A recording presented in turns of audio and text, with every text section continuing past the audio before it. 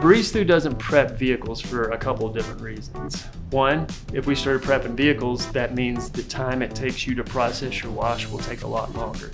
Think about the winter time when there's a lot longer lines, okay? If we're prepping every single one of those vehicles, you're not going to get through in a timely fashion, okay? So that's why we don't do it. The name of our company is Thru, and we want your experience to be a breeze. We want you to breeze through the operation. It's designed around efficiency and being able to get through very fast, okay? The second reason is if we were to start prepping vehicles, then that would actually jack up the cost of our washes, because now we have to pay somebody extra to stand up front and prep the vehicles.